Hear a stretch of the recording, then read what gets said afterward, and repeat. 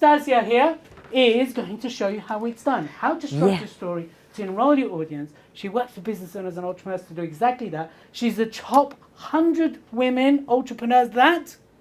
F entrepreneurs, yeah, in the UK. There you go. Top 100 women entrepreneurs in the UK. Let's welcome Stacia! Woo, woo, woo. Excellent. Well, I'm in the good company with amazing and brilliant people. And you are all good storytellers already because you just have all told a story. So my name is Stacia Keogh, and I am a storyteller. I do traditional tales and performance storytelling, so I come steeped in that background of telling traditional tales. And I also work with businesses and entrepreneurs, as Elliot said, in helping them find that story, craft that story, and deliver it so that people take action. Yeah? A lot of people get up and they say, I want to change the world. I don't want to change the world, but I want the world to change. And the only way that's going to happen is if everybody stands on their own 2 feet and speaks their truth and tells their story. Yeah? Because we all have a story to tell. So, what I want you to do right now is you've got little pencils. They're not little, they're perfectly sharpened pencils, and a pad of paper, and I want you to write down 2 things. Thing 1 is one question that you want answered by the end of my talk tonight. Number 2, I want you to write down one thing that you want to be able to do by the end of this little 30-minute gun blast talk about storytelling. Because what I want it to do with the story is illuminate your message. You all have stories, but how to focus that light and really shine it on what you want people to see is the art and the craft. Okay, so have everybody got something written down, I hope? I thought we'd go, you were right, you need to stand closer. There it is. I thought I'd start with a story.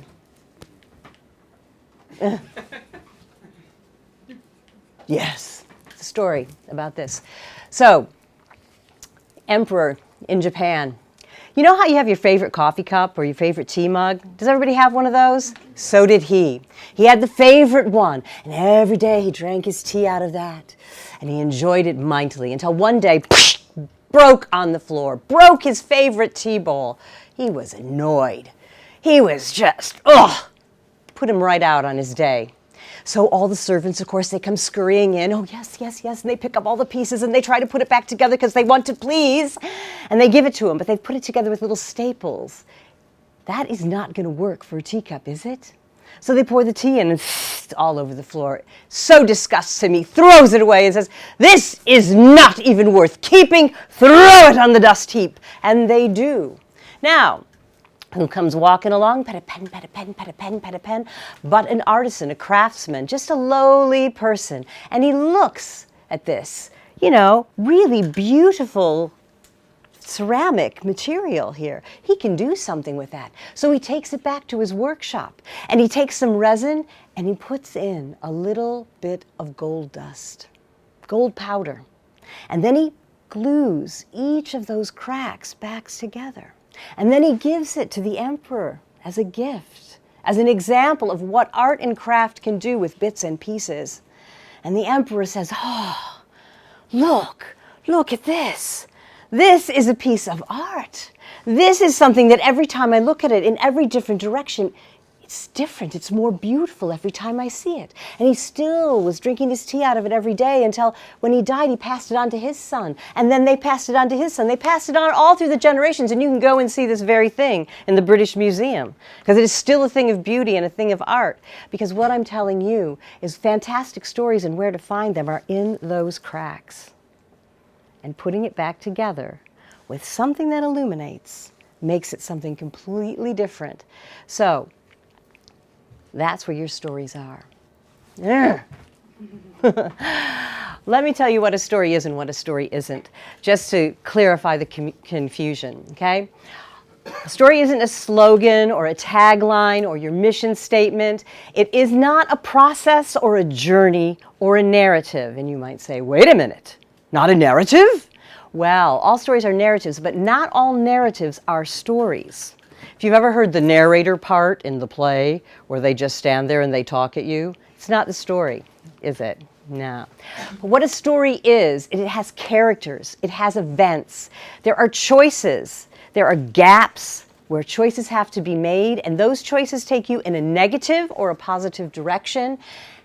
Ultimately, a story has purpose, and every story that is worth anything at all must have transformation in it. Something has to change, transform. Business stories are purposeful stories. You need to hook the interest of the mind. So facts do play a part in your story, and of the heart, which is the empathy that you were pointing out later when you said stories make you feel. Yeah? You have to also express the need or the problem or what it is that you're trying to solve or to gain or to lose. Something has to be expressed there. Something has to be sought. You need to build the interest and the involvement. That's why you have to have characters, somebody that people can identify with. And events, things have to happen in a story. Showing the path to fulfillment and reward and motivating action. This is for business stories. Business stories are purposeful stories that motivate action because you want somebody to do something by the end of it. So when I say purpose-driven, decide what is the purpose of your story. What do you want your story to do? These are 3 different kinds of results that you can get from a business story. You either want to bond with your target audience or your tribe or your group of people, your ideal clients, I think they're called, or you want to persuade. And persuasion that's the selling story, yeah?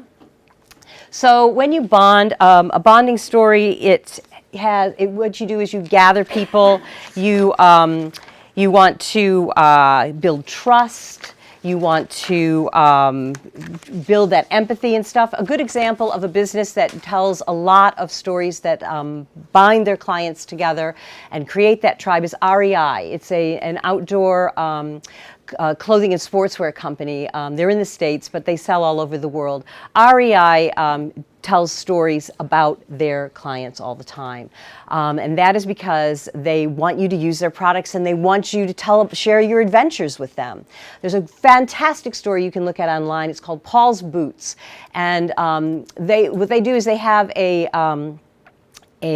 radio station in Oregon. It's called Dirtbag, and it's particularly made for their people that are through hikers. In other words, these guys are, if anybody read Cheryl Strayed's book, Wild, she was a through hiker. She hiked the Pacific Coast Trail. These guys get out and they hike for months on end. They hike the whole Appalachian Trail or something like that. And they get this radio station and they call in and they tell their stories, okay? One day, this woman from Australia calls and she says, my husband Paul loved hiking and he has a pair of REI boots, 3 pairs of REI boots, and he polished them every day and he wanted to hike the Appalachian Trail. He died before his 54th birthday and I'm looking at 3 pairs of perfectly good REI boots, and it would mean so much to Paul, wherever he is, to see his boots hike that trail. 400 people call in, I'll take Paul's boots. So they did a documentary, it's about 30 minutes long, on Paul's boots. The story is about why people do this, why people do it, what drives them. And if you know through hiking, and if you read Cheryl's book, weight matters a lot when you're out on the trail. Boots weigh 25 pounds, so to make that commitment was huge. Was huge, told a great story. Persuasion, that's a selling story. When you want to inspire action, create new markets, get people along to your way of thinking, to invest. People don't buy from you, they invest in you, yeah? And you want to show them that you have done it, and then they want to do what you've done, yeah? So that persuasion story is told brilliantly by Nike, who uses as their central character their client, but the protagonist and the antagonist in that story is the same person, because that uses one of the 4 story drivers, which I'll get into a little bit later, the inner dialogue, yeah? And that's the argument you have with yourself, you know, oh God, I can't go another mile. I can't do it. It's like, yes, we can. I didn't come out here to quit. And you leave your old self behind and the new self runs forward. And that's the thing. It's like you can do it, because Nike doesn't want to make people winners. Nike wants you to be the athlete inside that you can be. You know, when you run, if anybody runs or does any sport at all, that first mile is crap. You can't breathe. Everything hurts. It's just like walking through like treacle. But when you get to the 2nd mile, you hit your stride, you get your breath, you can go forever. You feel like an athlete. And that's the feeling that they want to encourage in people. And that's where their story comes from. They still tell that story in some form today. So they have a whole like an architecture of their story. The envision story, that is a story where you want to implement new ideas or strategies. This is a great technique, and we'll use it tonight, about boiling it down to the one question. The one question. People talk about, get that hero's journey. They're going on a quest. Okay, quest means question. They're trying to answer a question, right? There's a great story about the GB British rowing team. They weren't always great. In the 2009 Olympics, they were like 9th before the Olympics, and they really, really wanted to win. They weren't mates. They didn't get on. They were a team, that wanted one thing. They wanted to win a gold medal. Now, how do you win a gold medal in a boat race, guys? How do you do it? You row. And how fast do you row? So fast that what happens? Your boat goes faster than anybody else's. So the way you win a race, well, the way you win a race is your boat goes the fastest, right? It's the first past the post, right? So they boiled everything down to one question: what will make the boat go faster? So from their training routine to their, their diet to, the choices that they made in their life, they had to ask, will this make the boat go faster if I go down the pub with my mates? No, it won't, so we didn't do that. Will it make the boat go faster if we train outdoors instead of indoors? Yes, it will, so we did that. And even if you listen to the playback, nobody believed that they could do it, and they were really surprised when they won. They win all the time now, because sometimes just you win that one time and you can do it, and then you win more times. So where do you find these fantastic stories? The threshold moments of your life, just like those cracks in that cup. They're the places where they're the crossing points, the main events, the transitions in your life. These can be life events, births, deaths, getting married, leaving home for the first time, getting that first job, going to a new country, pivots, complete turnarounds. Something happens where life cannot be lived in the same way ever again. Changing directions. People lose a job. People, go through some catastrophic accident. They have life-changing injuries. You get a health diagnosis that means you can't live life in the same way. Or you, change careers, lose a job, whatever. So pivot moments where you just turn around completely. Shedding, shifting, and separations. These are time and place changes. And so for instance, like I'm in a shedding and shifting moment. My kids are grown up. I'm not a mom like I used to be a mom anymore. I'm getting my life back. So I have to shed some things, but then I have to shift. So that's the story of shedding and shifting. What are you giving up? And what are you replacing it with, yeah? So we're going to do a little sharing and discussing here so that you can dig out some of these stories. I want you to find an elbow partner just right there in your seats, and we're going to do a little sharing about either the first, the best, or the worst. Those are the best things, the first job. Everybody's had a job, or else you couldn't afford the ticket to come here. So you've probably had a first job, and you've probably had a best job, and you probably had a worst job. So you can tell any story about that. Now there's 4 drivers in a story, and one driver is the physical. That's the physical landscape, like in Nike. That's the physical body. It's the physical road, yeah? The physical place that you're in. You also have the personal. The personal are relationships. Your relationships with other people, your relationships with your family, your employers, all the people around you. So those are the relationships. The other thing is a social, and those are the social and cultural rules, the traditions, the way things have always been. And so that's where taboo things can come in and really shake things up. The inner is that, like we said with the Nike story, it's the inner dialogue that you have with yourself. Those are 4 different drivers in a story. Those are the things that come into play when you make those decisions, Certainly if you have life-changing injuries in an accident, physical is going to be a huge part of your story, right? Turning points. Those are the places in your story where something happens that's a big surprise. Or you really get curious about something. Something's really curious where you kind of go down a path. Give us new insight, or there's a new direction. new direction. Decision is made in that gap where we have to make a decision. We make a decision and then we go either positive or negative, right? And so that's what I want you to do right now, is I want you to do just a tiny little share about your first, your worst, or your best job. And I want you to tell it like this. I want you to just give me the bones of that story.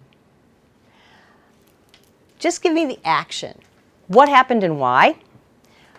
How did you feel? And then what changed as a result? Yeah? So whatever your story is, just tell your person what happened, why that happened, how did you feel about that happening, and then what was the change that happened because of this incident, okay? Good, bad, ugly, doesn't matter. It's all part of the story. So I'm going to give you just about 5 minutes, so I'll call time at like 3 minutes, and then you can swap over, so that's like a baker's dozen, 5 minutes, probably 6.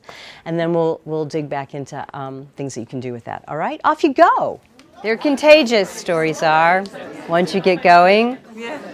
And that's a good thing. And that's a thing that why you need to use them in business, because what you want is, it's not just you telling that story. The oral tradition works like from my mouth to your ear, right? And that's what you want, is people, once you tell it, then you want other people to tell it. And then you get people telling your story for you. And that's why you want to make it memorable. And that's why you want to give it some context where they can see themselves in it. So it's memorable, and it's something that's unique, and it's given them some new information that they want to pass on, and then they reference it back to where they heard it. Okay? So one of the things that I can say about, what a story is it boils down to the 3 words. Conflict changes life. If you don't have some kind of conflict, and it doesn't have to be a war or a fight, it just needs to be something that's out of balance. But conflict changes life. The story starts when things blow up, or when things change, or when things, are out of balance. That's the whole thing. And that's what the quest is all about. It's restoring the balance, putting things right. And something's lost and something's gained, because that's what the transformation is. Nothing is going to stay the same again. If it does, then it's a boring story. I mean, if you went to a match, like of any sort, tennis or football or anything like that, and you already knew who was going to win, would you hang around, or would you hit for the car park and get out before all the traffic, right? But if you didn't know who was going to win, like this World Cup that we just had not too long ago, everybody, people that didn't even like football, soccer, whatever it is, they were into it because all the players were new. They weren't showboats anymore. These were new kids that they were just bringing up. Nobody knew how they played. Nobody knew what they were going to do. Were they going to win? Were they going to lose? It didn't matter, because it was exciting. We were right there on the edge of our seats wondering. I've been to Wimbledon before when somebody goes ill and the wild card comes in, and it's riveting. This guy plays out of his skin. He's on center court. He's playing Martin Cilic. This will never happen again. And the crowd, the whole center court is with him, because we want him to just do it. It's so amazing, and you're right in there with it. That's called in media res, when you drop your audience, boom, right in the center of what you're doing. So that's one story structure to use, in media res. Just start right in the middle of the action, tell it, and then you can unpack stuff afterwards. Yeah, but it's gripping right away. It's gripping. So out of that story that you told, what was the main question or the main conflict, the core question that came out of that story? Anybody? How was I going to survive the experience? Yeah, how am I going to survive? Anybody else? If you have a good story, how is there conflict? Well, you have to have some sort of conflict, because that's what makes it sing. Because that any good story will have something that needs to be sorted out, something that is in conflict, because that needs to be resolved. Okay? So if it's just all round good, if your perception of it is all round good when you tell it. Well, it can be a good story, but then, you have to go somewhere with it. It had to come from someplace. So maybe it came from a place, maybe you had the best job ever. So you can scale up and scale up. And then how do you spread that goodness? And what do you find that goodness does? And how does it transform people? Okay. You can have a company that actually is doing really, really well and gaining lots of profit. but the morale goes out the window because they've lost their vision. People lose their way, yeah? And even though it's a good story and you're feeling really good about it and there's a good feeling, you know, maybe there's something that is a lack somewhere. But that's not going to really get people going. It's like, well, that's nice. That's nice. Good for you. Smarty pants. You know? Yeah? I remember being in a mommy and baby group, and I had a child that didn't get sick and slept through the night. You know, what a boring bitch. You know, it's like they wanted to talk about all the stuff that happened. You know, I can't get him to sleep, and he's not eating. It's like, I'm not having that problem. They're like, oh. My story was boring. I needed to do something else. You know, I needed to listen to them. So that's one thing. So because what you want to do is you want to find the commonalities in your story and the message that you want to deliver and what your client or your audience story is, so that you can fold your story into theirs. So find those crossovers. Find those crossovers. And that question can lead it. I worked with a client who worked for Gov UK, and they were collecting stories all over the UK about people's jobs. And yeah, she liked her job. She had a great job. She loved it. I said, oh, and what made you leave it? Oh, well, my boss. Yeah, you get down to it. Once you dig that story up, I think you need to go a little deeper with your good story. And it is like, what was the boss like? And seriously, she said. It happened when you just were speaking. I was thinking, well, when I got that job, what was happening in my personal life made it so beautiful. Yeah, it's like. Yeah. I could get over, yeah, exactly. There's always something, see? So the boss got to the point, he was not a very nice boss, but we got to the point where the boss was a vindictive boss. And he made her stay late one night, and she had other plans, and it was kind of really, I won't go into details, it was a bit spooky and suspect, so she left. But the core thing was, she could leave that job. Some people can't. Some people have to put up with that because they can't leave that job. And that was the difference between her and her clients that she works with. See what I mean? Yeah.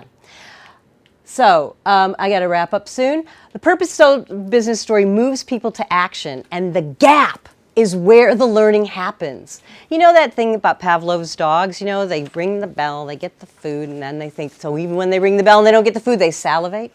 Well, they also did other experiments as well, where they gave them the food without ringing the bell. Whoa, what's going on there? Put them on their toes. It made them think about things, made them do stuff. Or they ring the bell and they don't get the food and they're like, we got to find something we got to do. You know, those surprise moments, that's when the mind wakes up, and that's when the learning goes in those gap moments, because we don't know what's going to happen. So we start giving ourselves stories and figuring out what could possibly happen. So hooks to hang your conversation with. How do you start these stories? How do you get it going?